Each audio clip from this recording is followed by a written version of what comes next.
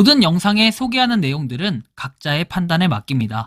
리 에이스 채널은 항상 모든 영상에 있어서 유료로 하는 것들은 신중하게 결정하시는 것이라고 말씀드립니다. 아울러 무료로 하는 것들 역시 각자의 판단으로 선택해서 결정하시는 점이라는 것을 강조드립니다. 안녕하세요, 리 에이스입니다. 자, 여러분들 이번 시간은 파이코인 13분 전 코어팀 X 공지에 대해서 살펴볼 겁니다. 그 외에도 이번 시간은 파이코인의 중요하고 다양한 소식들, 그리고 코인 시장이 지금 어떻게 움직이고 있는지 한눈에 좀 바라보는 시간을 자세하게 가져볼 거니까 하나도 놓치지 마시고 영상 한번 끝까지 봐주시면 좋겠습니다. 지금부터 바로 한번 시작해 볼 수 있도록 할 텐데요. 자, 일단 소식들이 굉장히 많아요. 지금 코인 시장이 급락을 하면서 여러 가지 얘기들이 나오고 있는데, 일단 시장 불확실성 클 때는 기존 포지션 고수하는 전략이 합리적이다라고 얘기를 해요. 근데 사실 이제 고수하는 전략으로 했다가 지금 롱 포지션 잡은 사람들은 급락을 해서 개박살이 났을 것이다 라고 말씀을 드릴 수 있겠고, 코인 4억 원 넘게 보유해도 1억 원 원금 탕감을 받았다라는 뭐 이런 내용도 있고, 1 비트코인 이상 바이낸스 유입량 2018년 이후에 가장 적었다. 뭔가 거래소에서의 이 비트코인이 계속 털리니까 없어졌다라는 거예요. 파는 사람이 없다라는 얘기도 될 텐데, 특이한 게 좀 보여요. 연말 앞두고 비트코인 변동성 하락, 단기 반등 제한적 이렇게 내용도 있고, 그 다음에 분석, 비트코인 나스닥 부진으로 8만 달러 리테스트 가능성이 있다라는 내용도 있습니다. 미국의 SEC 트럼프 암호화폐 소송 대부분 중단을 했다는 소식과 함께 비트코인 단기 보유자 투매 중이라는 얘기도 있고요. 싱가포르 DBS 은행은 2,002달러를 추매했다라고 하고, 그 다음에 비트코인은 내년에 4만 달러까지 하락 가능성이 있다라는 얘기, 그리고 JP모건 이더리움 기반 토크나 머니마켓 펀드를 출시했다라는 내용과 함께 이번 주에 관전 포인트는 9만 달러 지지 여부, 9만 5천 달러 도달 시에 쇼포지션 대거 강제 청산을 한다라는 내용과 일본 기준 베어 플래그 패턴으로 기술적으로는 7만 6천 달러 도달 가능성도 있다라는 내용, 미국 실업률 및 CPI 등 거시경제 데이터 발표하고 옵션 시장에선 리스크 해지 움직임이 있다라는 거 우리가 확인할 수 있습니다. 그리고 아메리칸 비트코인 261 비트코인 추매를 냈다라는 거, 스트레이티지 1645 비트코인 추매를 냈고요. 비트코인 벤코프 내년 1분기 미 텍사스에 ATM 200대를 설치한다라는 내용도 있습니다. 비트마인은 지난주에 3.2억 달러 이더리움을 추매했다는 소식이 있었고, 리플, RLUSD, 이더리움 L2 확장을 하겠다라는 이런 의지도 있습니다. CME 현물 시세에 연동, 리플, 솔라나 선물 출시했다라는 내용과 함께 뉴욕 연은 총재 인플레이션 여전히 너무 높다라는 내용, 그리고 미국 정부 관계자는 러우 문제를 90% 해결했다는 내용과 함께 비트코인 포물선 추세선 이탈했다라고 해가지고 뭐 급락이나 폭락 경고를 한다라는 거죠. 미국 SEC 위원장은 퍼블릭체인 그 어떤 금융 시스템보다 투명하다라는 내용과 함께 비트코인의 하락 원인 분석해서 나와 있습니다. 일본은행 금리 인상 공포해가지고 이번 주에 이제 일본 금리 인상 발표가 19일에 있는 걸로 알고 있는데, 뭐 그것 때문에 이렇다라는 거 청산 위험이라고 하고, 레버리지 청산과 얇은 유동성에서 주말엔 거래량이 없었다라는 거, 미국 거시경제 데이터 불확실성, 그 다음에 마켓메이커 현물 매도 압력, 기술적 모멘텀 상실되어 있는데, 과연 앞으로 코인 시장은 어떻게 될까 심히 좀 걱정도 되긴 합니다. 지금 뭔가 약간 뭐 일제히 좀 반등하는 것처럼 보여지긴 하나, 이거 반등이 아니에요. 그런데 보면은 어저께 파이코인 소식 다룰 때 한 8만 9천 달러 됐던 게 지금 8만 6천 달러가 됐어요. 새벽에는 8만 5천 달러까지 떨어졌는데, 이에 따라서 대부분 지금 4.7%, 뭐 3.6% 전체적으로 좀 떨어진 모습들을 우리가 확인할 수 있습니다. 3에서 4%가량이 알트코인이 쭉 떨어졌고, 뭐 비트코인도 2.9%, 3% 가까이 떨어졌다라는 거. 3%가 넘게 떨어졌다 지금 약간 복구한 모습이긴 한데요. 아무튼 이런 좀 심각한 모양새가 있고, 쭉 내려가서 보면은 파이 네트워크는 지금 1.6%, 뭐 그거에 비해서는 생각보다 많이 안 빠진 상태예요. 0.2달러를 깨긴 해가지고 좀 이 부분이 아쉽긴 한데, 일단 이렇다라는 거.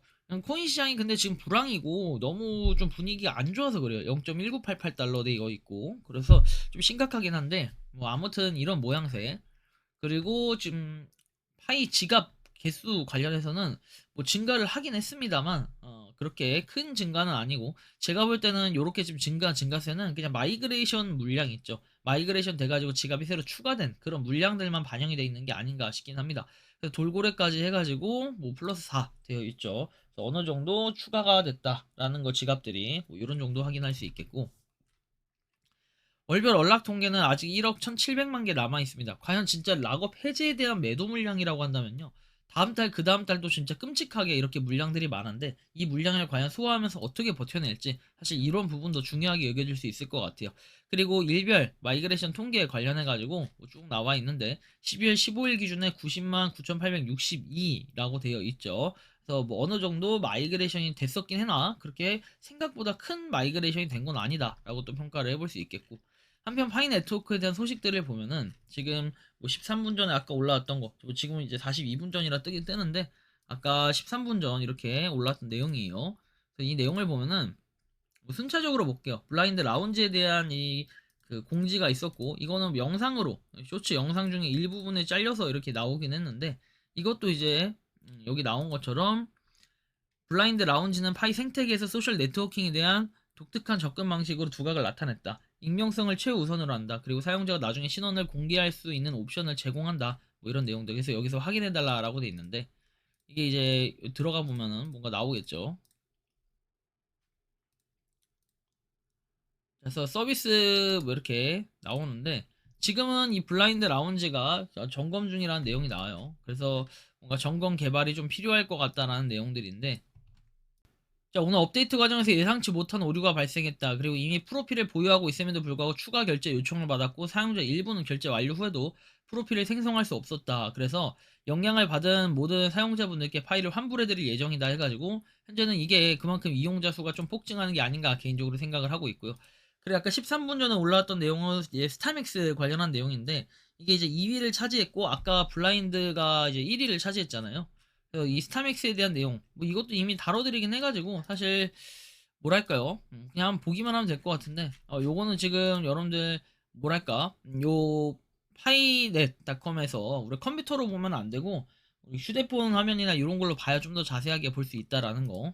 스타맥스 같은 경우에 뭐냐면은 소통하고 거래하고 함께 성장할 수 있는 접근하기 쉬운 환경을 조성을 해서 친화적인 사업체를 발견하고 거기를 통해 좀 보상을 받고 뭔가 물건을 사면은 그거에 대한 보상을 받는 막 그런 시스템이라고 보면 돼요. 그리고 브랜드가 성장함에 따라 새로운 파이오니어들의 혜택을 받고 선순환이 강화된다라는 뭐 이런 내용.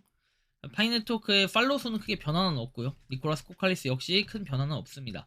여기 파이 관련 허위 정보를 유포하는 스팸 발송자 한 명이 퇴출이 되었다라고 돼 있고 내용을 보면은 자 여기서 열심히 일해봤자 소용없어. 유튜브랑 페이스북 하는 게 제일 나아. 시간 낭비야. 여기서 열심히 일해봤자 소용없어. 뭐 이렇게 얘기하는데 엑스 서포트 해가지고 되어 있고 뭐 이 내용을 보면은 저희 팀은 철저한 검토 끝에 QI 계정의 X의 크리에이터 수익 창출 기준을 준수하지 않는다고 판단을 했다. 구체적으로 계정은 뭐 저희 기준의 플랫폼 조작, 스팸 조항을 위반했다 해서 QI 계정은 크리에이터 수익 공유 프로그램에서 영구적으로 정지가 됐다라고 나오죠. 파이코인에 대해서 뭔가 허위 정보를 주다 보니까 뭐 이런 내용들이 아닐까 싶긴 해요. 그래서 신고를 많이 당하면은 실제로 이렇게 수익 창출이 정지 먹기도 한다라는 거 여러분들이 좀 알고 계시면 좋겠고 아마 뭐 이런 얘기 같아요. 31만 4,159달러는 몇 년도에 달성하냐 해가지고 뭐 이런 사람들 실제로 뭐 글로벌하게 해가지고 뭔가 사진 같은 거 막 올리고 하는데 볼까요? 7천만 명의 혁신가들이 미래 열시대를 쥐고 있다. 와, 언제 7천만 명이 되는지 모르지만 이런 식으로 허위사실 유포하니까 당연히 뭐 정지 먹을 만하겠네요. 신고가 얼마나 누적되면 정지를 먹을까 이런 생각이 좀 들기도 하고 한편 이제 크립토칙스님이 이제 올려주신 내용을 쭉 보면은 이게 이제 파이의 소송에 관련한 내용인데 2025년 12월 5일과 6일에 베트남 파이네트워크 창립 멤버 33명이 베트남 하노이 호안기엠구 인민법원에서 민사소송을 제기했다라고 돼 있고 파이네트워크 핵심 팀이나 스탠포드 창립자인 니콜라스 코칼리스의 여러 명을 제외한 베트남 파이 커뮤니티 지역 지도자 또는 고위급 창립 멤버로 알려진 3명의 개인을 상대로 소송을 제기했던데 원고들은 피고들이 파이코인이 주요 거래소에서 곧 큰 가치를 지니게 될 것이라는 약속을 믿고 금전적 지출, 상품 서비스 구매 수수료 지불, 타임 모집 등을 했다고 주장하며 피고인들은 이러한 약속이 허위이거나 비현실적이라는 사실을 알고 있었다고 주장을 합니다. 그래서 청구 총액은 약 2,580억 베트남 동이라고 해서 1,000만 달러라고 얘기하죠. 미국은 그 소송은 피고인들이 베트남 형법에 따라 부당 이득을 취득했다고 주장을 하지만 현재까지는 민사소송으로 제기가 된 상태고 바로 이 부분에서 많은 불안감과 과장이 생겨났다라고 돼 있어요. 코어팀 네트워크 회사 자체는 이 사건의 피고로 지명되지 않았다는 사실이고 창업자들 니콜라스 청띠아오는 소송 대상이 아니다. 그리고 베트남에서만 진행되는 일이며 글로벌 프로젝트와는 직접적인 연관이 없고 지역사회 지도자들이 참여를 하고 있다는 내용. 파이네트워크의 공식 입장에서 12월 블로그 게시글 텔레그램 공지사항 기준으로는 그들은 지역 자원봉사자나 물물교환 단체가 가격을 약속하는 것은 자신들의 약관을 위반하는 행위라며 어떠한 단체와도 거리를 두고 있으며 특정 평가액이나 매물 등록 날짜를 약속하도록 누구에게 권한을 부여한 적이 없다고 밝혔다. 그렇다면 헤드라인은 정확한가요? 엄밀히 말하면 파이네트워크와 관련된 1천만 달러 규모의 사기 소송이 있습니다. 그 헤드라인을 읽은 대부분의 사람들은 파이네트워크 회사나 설립자들이 미국에서 사기 또는 그와 유사한 혐의로 소송을 당하고 있다고 생각할 것이다. 실제로 이는 베트남에서 공동체 구성원들이 일탈 행위를 저질렀다고 주장하는 지역 분쟁이다 해서 요약을 해보면 소송은 실제로 진행 중이나 전체적인 규모에 비하면 상대적으로 작다. 33명의 한 국가에서 핵심팀을 상대로 한 소송도 아니다라는 거고, 이는 라즈베리 파이가 수년간 안고 있던 실질적인 문제를 부각시켜줬다. 특히 동남아의 지나치게 열성적인 커뮤니티 회원들이 핵심 운영팀이 승인하지 않는 터무니없는 재정적 약속을 하는 경우가 있다. 이는 소문만으로 떠도는 오픈 메인넷 출시, 이렇게 직전에 파이에게 좋지 않은 홍보 효과를 가져오지만 법적으로는 현재로서 프로젝트 자체를 위협하는 것으로 보이진 않는다. 실제로 출시되고 코인 가격이 일부 선구자들에게 구두로 약속되었던 100달러에서 31만 4,159달러보다 훨씬 낮아지면 이와 같은 소송이 많이 제기될 것으로 예상된다. 그 사건이 일어나요? 맞다. 파이 프로젝트 자체가 사기 혐의로 소송을 당했다는 의미인가요? 지나치게 과장되고 오해의 소지가 있다라는 이런 사실들을 여러분들이 참고해서 보시면 되겠습니다. 근데 이거 보면서 좀 걱정이 되는 거는 이제 어떻게 보면은 이런 사람들이죠. 자, GCV 나를 믿고 따라라 라고 얘기해가지고 많은 사람들이 따랐는데 생각보다 그거에 반해서 파이의 가격은 별 가치를 하지 않고 있어요. 이렇게 봤을 때 이런 걱정들이 된다라고 해야 될까요? 이런 걱정들 때문에 아무래도 이 GCV 가격에 대해서 인정을 받지 못하니까 나중에 파이오니어들이 GCV를 상대로 고소를 할 수도 있겠다. 뭐 이런 정도의 표현을 할 수 있겠네요.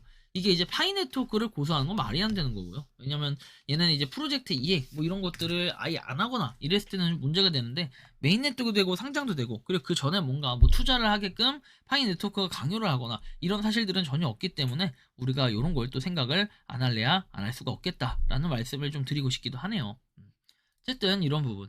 그리고 이제 뭐 고소 관련해서 얘기가 나오다 보니까 이런 얘기가 있긴 해요. 그리고 과거에도 제가 이걸 한번 다뤄드렸어요. 근데 제가 무슨 팟까 유튜버다. 그때부터 완전 찍혔죠. 처음에 파이코인을 갖다가 사실과 관련해서 봤을 때는 파이네트워크가 어떤 프로젝트다 이걸 설명해줬는데 이거에다가 난리 났었어요. 근데 진짜 추억이긴 한데 이게 바로 그 내용이에요. 파이코인의 핵심 개발자 중 한 명인 니콜라스가 도메인 사용과 관련해서 페이스북부터 고소를 당한 사실이 있어요.